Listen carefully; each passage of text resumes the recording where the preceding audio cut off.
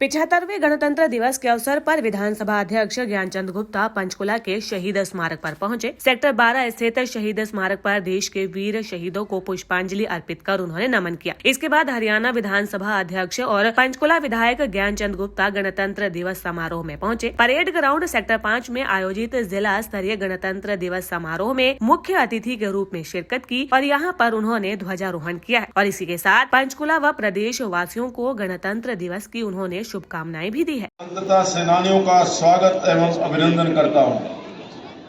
आज मैं स्वतंत्रता संग्राम के अमर सेनानियों को भी नमन करता हूं, जिनके अमर बलिदानों से हमें गणतंत्र दिवस मनाने के यह गौरवशाली अवसर प्राप्त हुआ है। 74 वर्ष पहले सन 1950 में आज ही के दिन हमारा संविधान लागू हुआ था। इसी संविधान के कारण हम सभी को समान न्याय, स्वतंत्रता एवं समानता का अधिकार मिला। आज इस अवसर पर मैं बाबा साहब भीमराव अंबेडकर सहित संविधान सभा के तमाम सदस्यों को नमन करता हूं। आज का यह ऐतिहासिक दिन देशवासियों को एक मजबूत राष्ट्र के रूप में आगे बढ़ने के लिए साहस और प्रेरणा देता है। इस दिन हम उन महापुरुषों को भी याद करते हैं जिन्होंने भारत को स्वतंत्रता दिलवाने और भारतीय संविधान को लागू करने में महत्वपूर्ण भूमिका निभाई। एक गणराज्य देश कहलाता है। देश को आजादी दिलाने के लिए राष्ट्रपिता महात्मा गांधी, नेताजी सुभाष चंद्र बोस, लाला लाजपत राय, सरदार वल्लभ भाई पटेल, डॉक्टर राजेंद्र प्रसाद, पंडित दीनदयाल उपाध्याय जैसे महापुरुषों और स्वतंत्रता सेनानियों ने कड़ा संघर्ष किया। शहीद आजम भगत सिंह, राजगुरु सुखदेव, चंद्रशेखर आजाद और उधम सिंह जैसे क्रांतिकारियों के बलिदानों के कारण ही आज हम खुली हवा में सांस ले रहे हैं।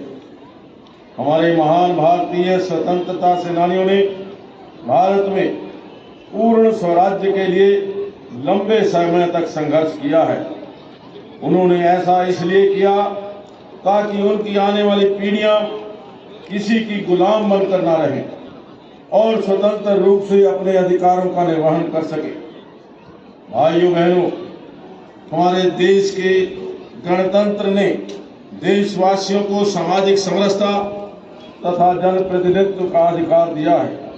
स्वतंत्रता के बाद से ही भारत दुनिया में एक बड़ी ताकत के तौर पर अपनी पहचान बनाने में कामयाब रहा है। इसका श्रेय हमारे उन राजनेताओं को, यहाँ के कर्मठ किसान मजदूरों को, कारीगरों को तथा साइंसदानों को जाता है, जिन्होंने दिन रात एक करके इस देश को विकास की गति प्रदान की।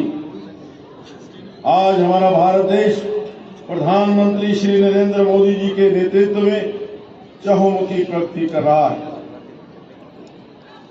भाइयों बहनों, सदियों की प्रतीक्षा और सदियों की अभूतपूर्व धैर्य, अनगिनत बलिदान, त्याग और तपस्या के बाद हमारे प्रभु श्री राम का मंदिर अयोध्या में स्थापित हुआ है।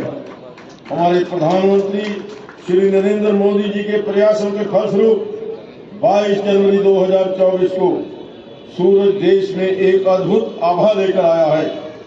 इस दिन अयोध्या में राम मंदिर के भूमि पूजन के बाद से प्रतिदिन पूरे देश में उमंग और उत्साह बढ़ता ही जा रहा है। भगवान राम के प्राण प्रतिष्ठा कार्यक्रम से देशवासियों को सदियों के धैर्य की धरोहर के रूप में श्री राम मंदिर मिला है। राम के इस काम में कितने ही लोगों ने त्याग और तपस्या की पराकाष्ठा दिखाई है। हम सब उन अनगिनत राम भक्तों के, उन अनगिनत कार सेवकों के और उन अनगिनत संत महात्माओं के भी ऋणी हैं। देश की प्रगति के इस सफर में हरियाणा का भी महत्वपूर्ण योगदान है।